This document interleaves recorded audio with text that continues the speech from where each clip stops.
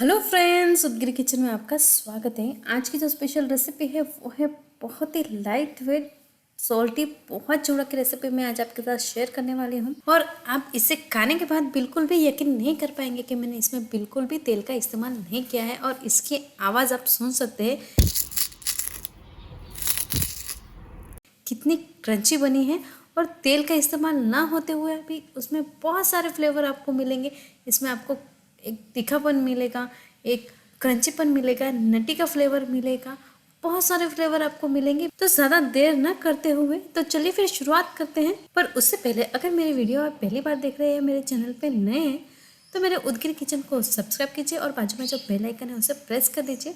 All notification on कर दीजिए तो सारे वीडियो के नोटिफिकेशन आपके मोबाइल पर सबसे पहले आ जाएंगे। तो सबसे पहले सॉल्टी पोहा चूड़ा बनाने के लिए जो चीज़ें इस्तेमाल होने वाली है वो पहले हम देख लेते हैं। तो यहाँ पे मैंने 3 बाउल पोहा लिया है। हम जो नॉर्मली पोहा बनाने के लिए जो पोहा इस्तेमाल किया जाता है वही पोहा मैंने यहाँ पे लिया है। जो मोटा वाला आता है ना, वही पोहा इस्तेमाल किए हैं। और यहाँ पे सूखा जो नारियल आता है, कोकोनट आता है, उसको लंबे स्ट्रिप में काट लिए हैं। और यहाँ पे भुना चना लिया है।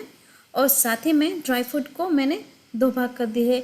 यहाँ पे काजू और बादाम लिए हैं। बादाम को भी 2 भाग में डिवाइड कर लिया है और काजू को भी 2 टुकड़े कर लिए हैं।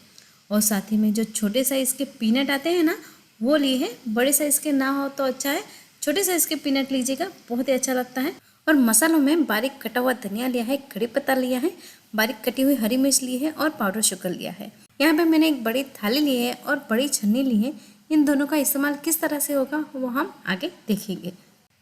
अब इस रेसिपी में हम बिल्कुल भी तेल का इस्तेमाल नहीं कर रहे हैं, तो हम सब चीज़ों को क्या करेंगे, भुनेंगे। तो भुनने के लिए यहाँ पे मैंने कढ़ाई में नमक डाल दिया है और इसे अच्छे से गर्म होने देंगे।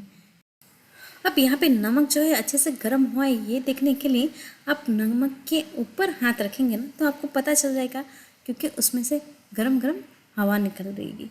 तो समझ लीजिएगा आपका जो नमक है अच्छे से गर्म होगा। तो सबसे पहले हम यहाँ पे पीनट को नमक में रोस्ट कर लेंगे। अच्छे से भूनेंगे, धीमी आंच पर भूनेंगे, क्योंकि पीनट भूनने में थोड़ा सा समय लेगी। तो धीमी आंच पर हम इसे अच्छे से नमक में भून लेंगे। अब थोड़ी देर के बाद आप जो देखेंगे ना, पीनट का जो ऊपर का छिलका है वो कलर चेंज हो जाएगा और उसमें क्रैक हो जाएंगे। तो समझ लीजिए आपका जो पीनट है भून गया है। और उसी स्टेज पे आपको जो बादाम है, काजू है, वो भी ऐड कर देने हैं। वो भी साथ साथ में भून जाएंगे, क्योंकि उसको भूनने में ज़्यादा समय नहीं लगेगा।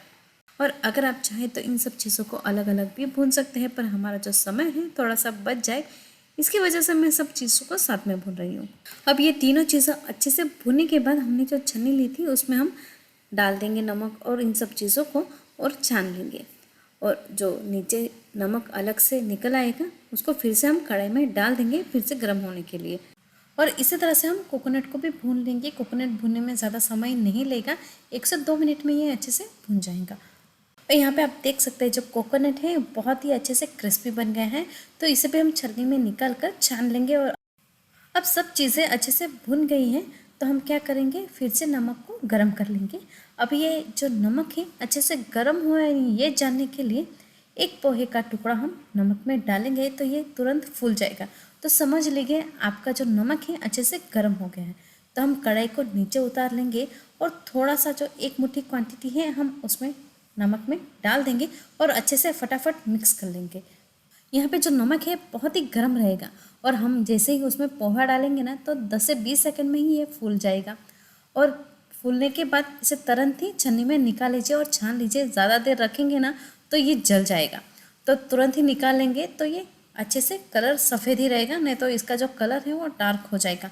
और यहाँ पे आप नज़दीक से देख सकते हैं जो पोहा है अच्छे से फूल गया है और बहुत ही क्रिस्पी बन गया है। तो इसी तरह से सारे पोहे को आप भून लीजिए। अब इसी प्रोसेस को मैं फिर से आपको दिखाती हूँ। पहले आप नमक को अच्छे से गर्म कर लीजिए, उसे गैस पर से नीचे उतार कर 1 मुट्ठी भर पोहा उसमें डालिए और अच्छे से मिक्स कीजिए 10 से 20 सेकंड के लिए और छन्ने में निकाल कर छान लीजिए। तो ये जो कलर है पोहे का वो चेंज नहीं होगा, अच्छे से सफ़ेद ही रहेगा। और अगर आप 2 से 3 मुट्ठी एक साथ पोहा को भूनना चाहते हैं तो आप कर सकते हैं, पर थोड़ा सा ध्यान रखना पड़ेगा नमक का जो टेम्परेचर है और नमक में से पोहे को निकालने का जो समय है वो ध्यान रखना पड़ेगा, नहीं तो जो पोहा का कलर है वो चेंज हो जाएगा, डार्क हो जाएगा। तो यहाँ पे सारे जो पोहे हैं मैंने भूनकर रेडी कर लिए हैं। अब नमक को मैं फिर से गर्म कर लूँगी, उतार लूँगी गैस के ऊपर से और उसमें कड़ी पत्ता, हरा धनिया और हरी मिर्च डाल दूँगी। ये जो सब चीज़ें मैंने इसमें डाली है, ये सब चीज़ें ऑप्शनल है। ये जो मसाले हैं वो ऑप्शनल है। अगर आपको पसंद है तो डालें, नहीं पसंद है तो आप स्किप कर सकते हैं। तो इसे भी हम 10 से 20 सेकंड के लिए अच्छे से सेक लेंगे कि ये भी अच्छे से क्रिस्पी हो जाएंगे। अब सब चीज़ें अच्छे से भून गई है तो सबसे पहले पीनट, काजू, बादाम जो हमने भून के रखा था वो डाल देंगे।